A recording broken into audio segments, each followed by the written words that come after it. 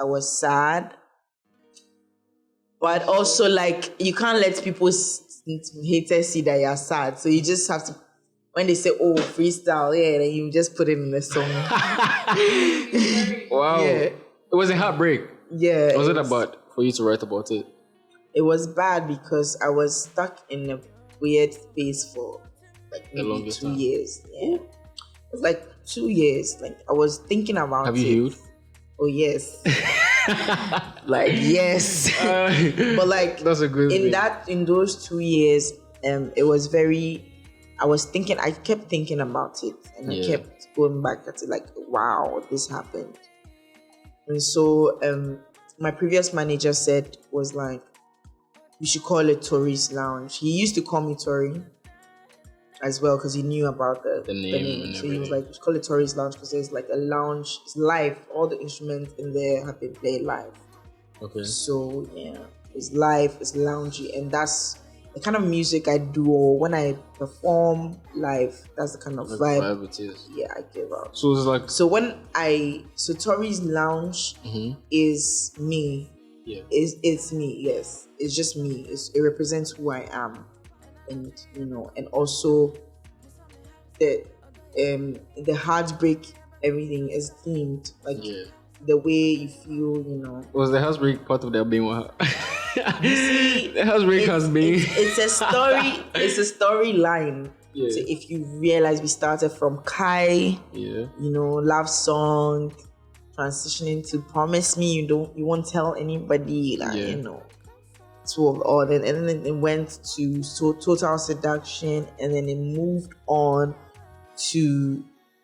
It went from Chromie from Chromie to Total Seduction, and then to Tori's Lounge. So then the full life cycle of the relationship. For someone who's fairly new in the music game, right?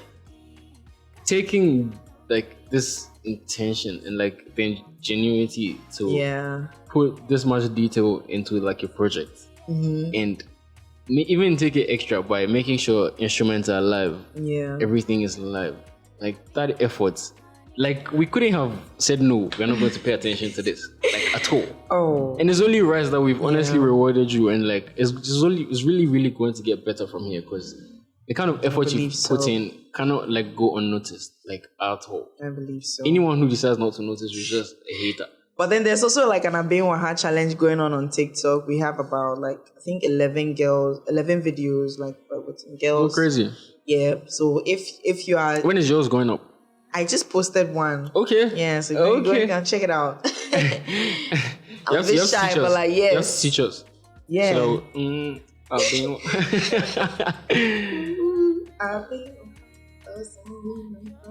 wow.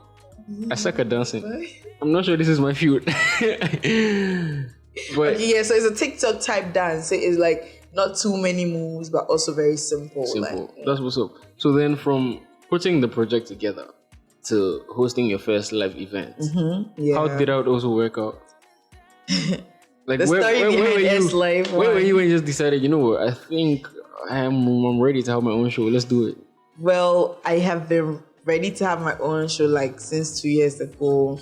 Okay. And I've tried to put things in place and it never seemed to work out because a lot goes into like doing an event, even if so when what came into mind when the year started, before that I knew that I need to do a show because I feel like it's calling me to do one. I feel like I don't know. The show is calling my name. I gotta respond. It's actually very mysterious, but it's like you have to do it. That was what was in my head. Like you have to do it.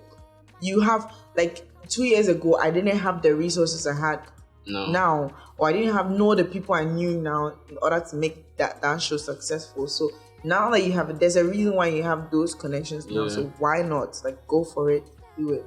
So I did some voiceover gig, which Alan actually pointed to.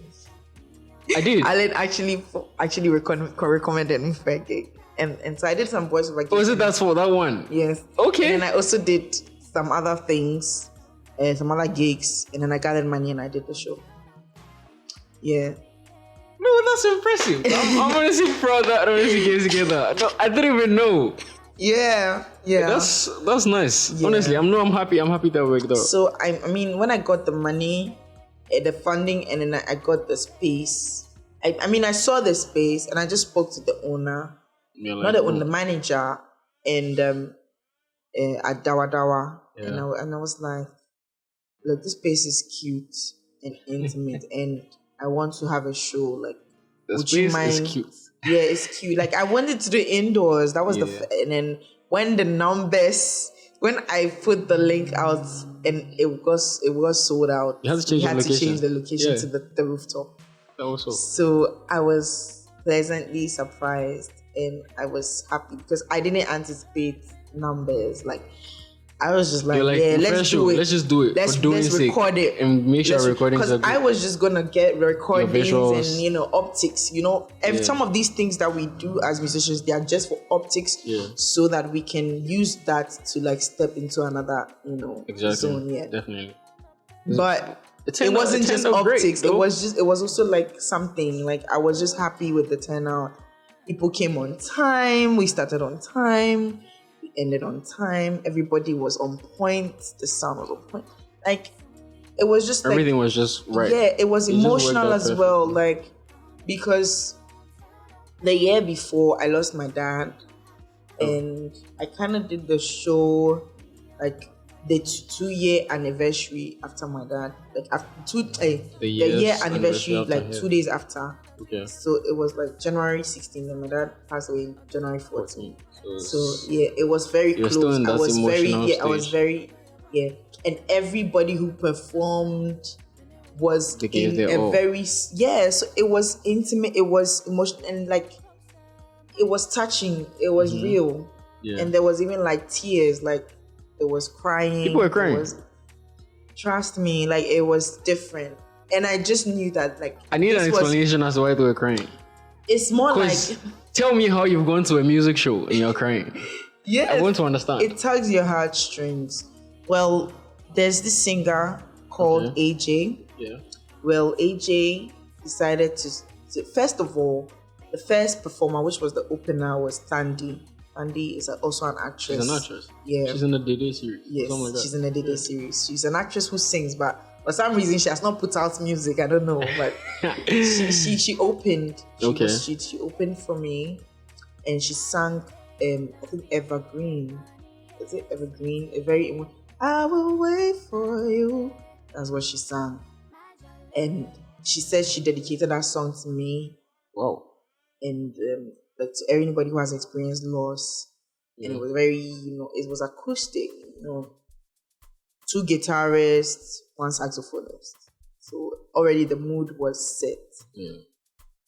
And then we were just, it was just emotional. And the second one was AJ. She has a daughter. Okay. And so she decided to sing this song. I think, is it Adele? Oh, is it Adele? One of these emotional songs. Yeah. And for her daughter, and just carried everyone from there.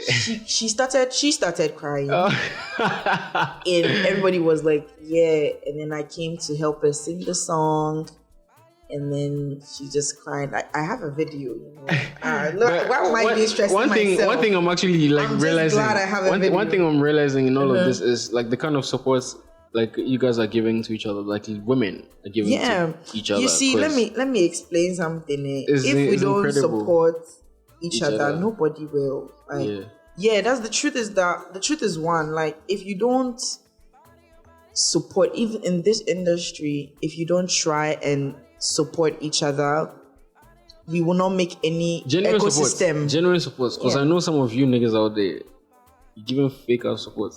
You act like you genuine care. Support. You act like you care when you don't care. We can't create an ecosystem and feed off it if we don't help ourselves. That's true. If you stay in your lane, now until you are no longer relevant. And then what happens then next after you're not? There needs to be an ecosystem so that even when you are not hot, so to speak, you are still relevant. You're still eating. you know. And the only way to achieve that is to genuinely be interested in helping and supporting each other.